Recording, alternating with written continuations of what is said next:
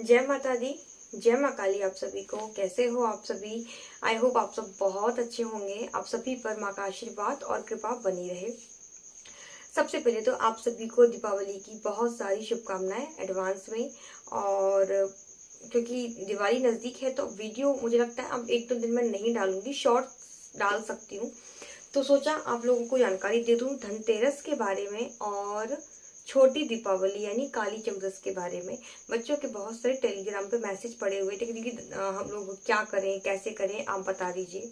तो मैं अब यही बता देती हूँ। वैसे तो मैंने इस बारे में एक डिटेल में वीडियो बना दिया है अपने फर्स्ट वाले चैनल पे। जिनको बहुत ज़्यादा डिटेल में जानना है वो काली माँ की बेटी 2-3 चैनल पर जाएं और आज के दोनों वीडियो मेरे देख लें, या फिर एक वीडियो आया होगा एक बाद में आ जाएगा।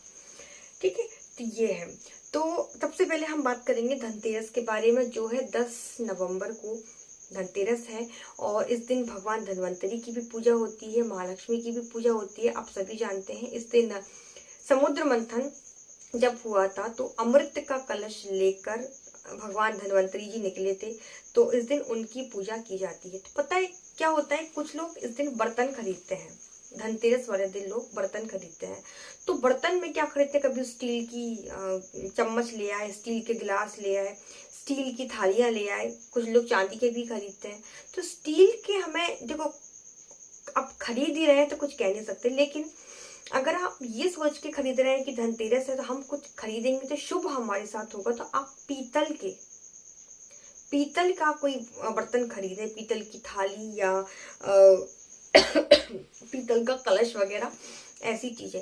क्योंकि भगवान धन्वंतरी जब अमृत का कलश लेके निकले थे तो वो पीतल का था और उसमें अमृत भरा हुआ था। तो पीतल का कोई बर्तन खरीदेंगे तो बहुत शुभ होगा।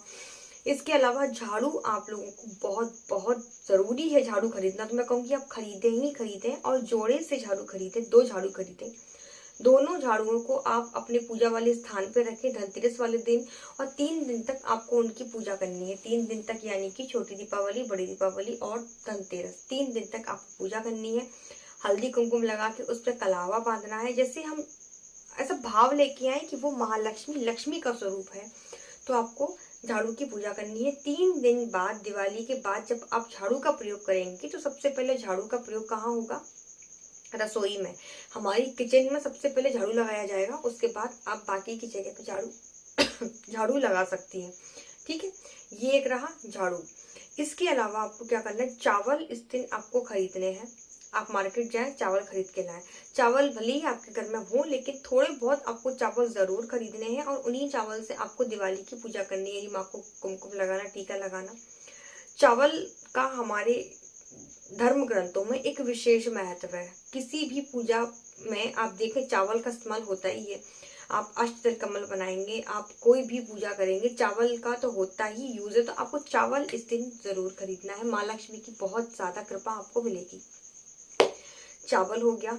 इसके अलावा आपको गोमती चक्र लेके आने हैं, इनकी पूजा करनी है। आप इस दिन महालक्ष्मी के मंत्रों का जाप कर सकते हैं। मंत्र कौन कौन से हैं मैंने बता रखे हैं अपने फर्स्ट वाले चैनल। ठीक है, ये हो गया। इसके अलावा, हाँ, इसके अलावा आप धनिया खरीदे, साबुत धनिया जो हम मसालों में यूज करते हैं, वो धनिया भी आपको जरूर खरीद के लाना है, और इसका भी आपको पूजन करना है। डिटेल में अगर आप इस बारे में जानना चाहते हैं तो आपको जाना होगा मेरे फर्स्ट वाले चैनल पर। ये तो रही धनतेरस वाले दिन की बातें।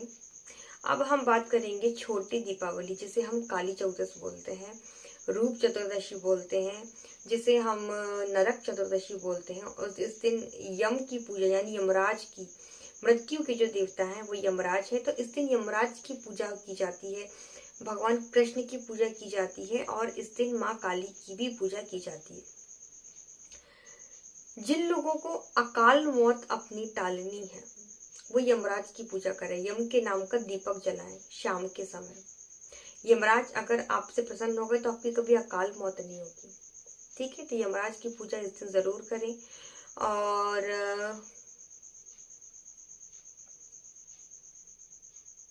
हाँ, इसको हम नरक चतुर्दश क्यों बोलते हैं, नरक चतुर्दशी इसे हम क्यों बोलते हैं? देखिए क्या हुआ था, इसी दिन भगवान कृष्ण ने नरकासुर नामक एक राक्षस को मारा था और 16,000 जो महिलाएं उसकी कैद में थी उनको आजाद कराया था। तो नरकासुर नामक राक्षस को मारा था, तो इस दिन इसको हम नरक चतुर्दशी के नाम से जानते हैं।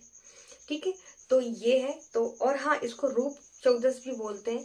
तो इस दिन तिल के तेल में माँ लक्ष्मी का वास होता है। तो आपको इस दिन तेल का दान किसी को नहीं देना है, खासकर तिल का तेल अगर कोई आपसे मांगे तो आप बिल्कुल ना दें, क्योंकि उस दिन उसमें लक्ष्मी का वास होता है।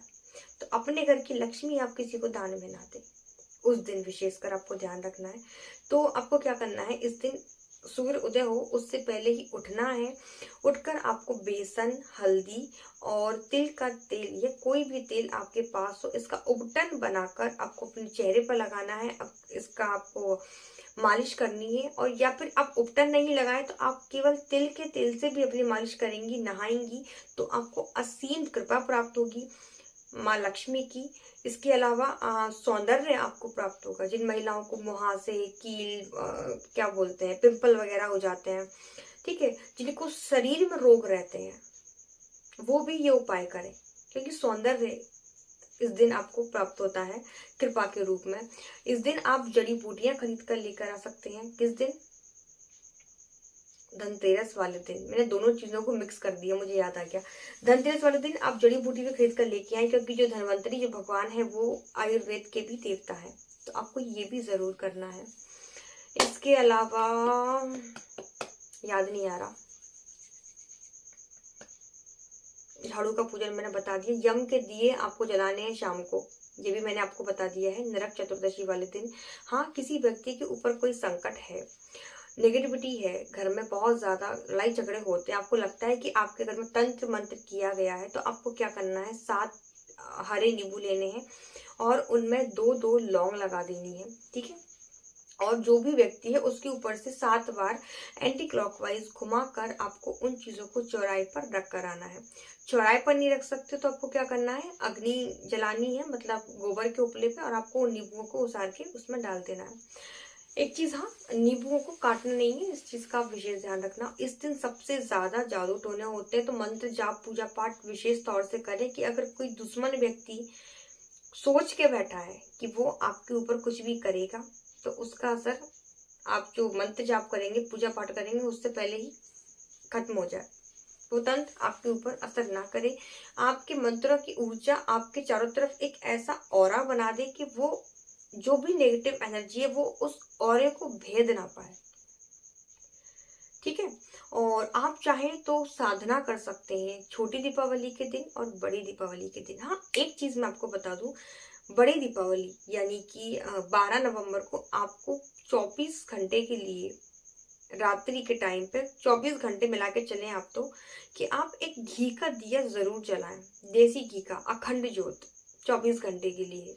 ठीक है, और उसे आप ढक कर रख दें। तो उसके ऊपर जो काजल बनेगा, उस काजल का इस्तेमाल आप करिए, किस लिए, बच्चों को आंखों में लगाने में। और अगर आप कहीं बाहर जाते हैं तो आप उसका टीका भी लगा सकते हैं, ये आपको बुरी नजर से, बुरी दोषों से, बुरी क्रियाओं से बचाएगा। ठीक है, क्योंकि हमारे यहाँ तो ये चीज हमेशा होती है, दिवाली की रात में हम लोग काजल जरूर बनाते हैं।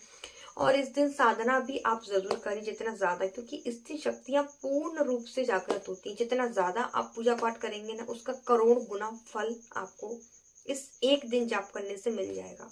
तो ये आप जरूर करें। जितना मुझे याद था उतना मैंने बता दिया, और बस यही चीजें थी। मैं के थोड़ा थोड़ा एक टिक सा लगा देती हूँ कि मेरी कोई चीज छूट ना जाए आपको बताते में, क्योंकि बहुत सारी चीजें दिमाग में चलती है ना।